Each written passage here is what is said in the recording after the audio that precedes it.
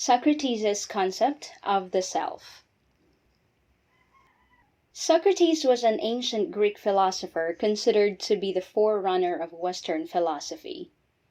He was, in particular, a scholar, teacher, and philosopher who influenced countless of thinkers throughout generations. His method of questioning, famously known as the Socratic method, laid the groundwork for Western systems of logic in particular, and philosophy in general.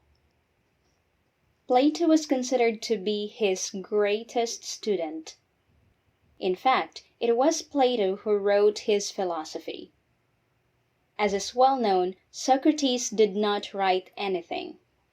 It was Plato who systematically articulated Socrates' philosophy through his famous dialogues, which also chronicled Socrates' life. Socrates was eventually accused of corrupting the youth of Athens and sentenced to death by drinking hemlock. He could have opted for exile, but chose death instead.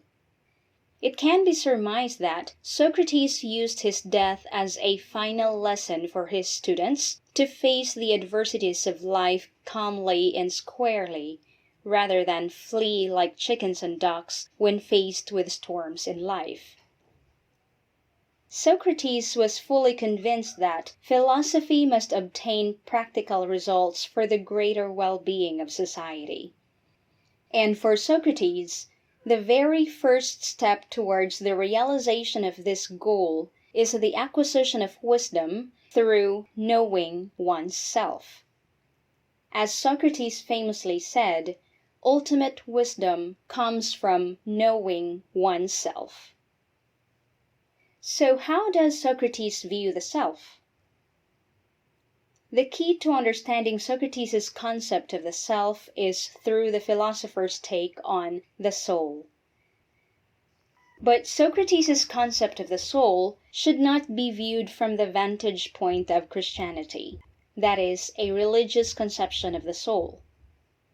It is important to note that the ancient Greeks lived long before the existence of Christianity, so that for them, the concept of the soul did not have the same religious connotations that it has for us today. But what does Socrates actually mean by soul? Of course, we cannot know for certain what Socrates really meant by the term soul. But most scholars in philosophy agreed with Frederick Copplestone, a famous historian of philosophy, who believes that when Socrates speaks of the soul, the philosopher refers to a thinking and willing subject.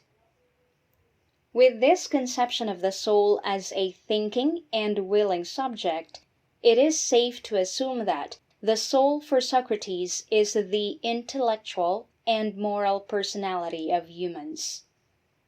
So, when Socrates said that the soul is the essence of the human person, he meant that it is the essence of humans to think and will.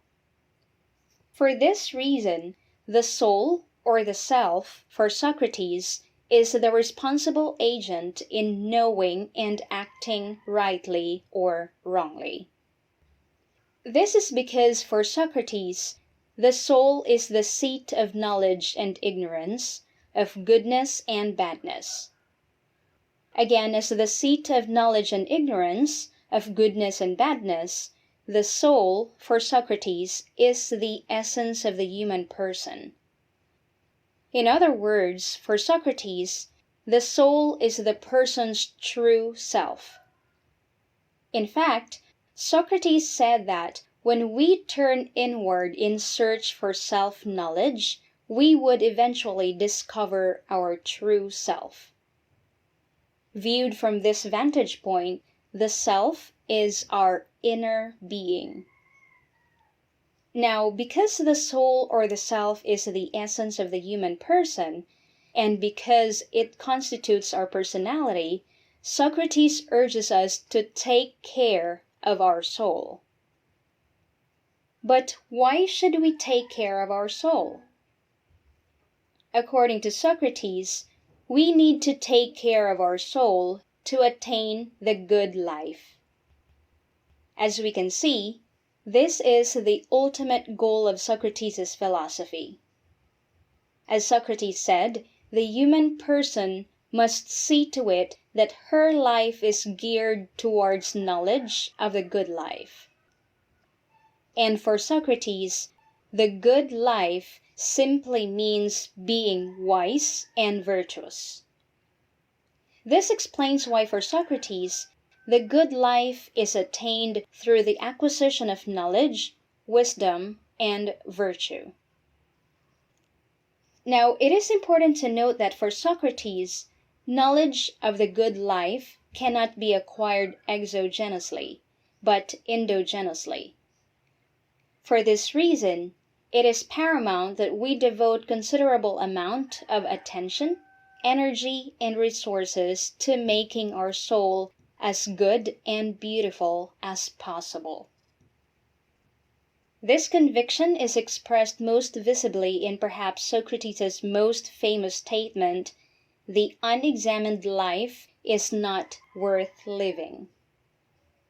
This gives us a clear idea of what Socrates meant by knowledge in this context. To know is to know oneself. Indeed, for us to attain the good life, we need to examine our life. The reason for this is quite obvious. Virtue, which for Socrates is identical with knowledge, is intrinsic to the human person, and which can be accessed through self-examination.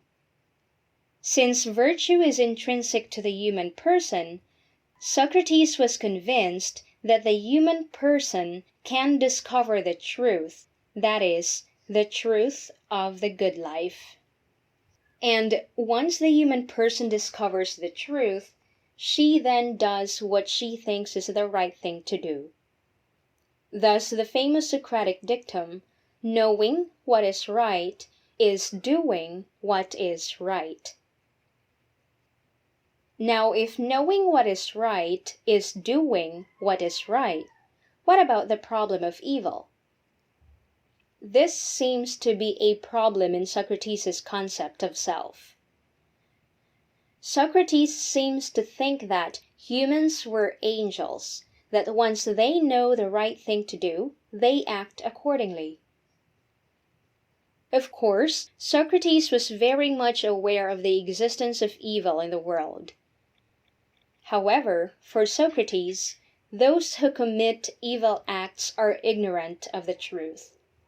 They are ignorant in the sense that they don't have an immediate realization of the good. Thus again, examining oneself is the most important task one can undertake, for it alone will give her the knowledge necessary to answer the question, how one ought to live her life. So, the famous Socratic dictum, "Knowing what is right is doing what is right," means that once the person knows herself, she may then learn how to take care of it. Finally, and contrary to the opinion of the masses, one's true self, according to Socrates, should not be identified with what one owns, with one's social status, reputation, or even with one's body.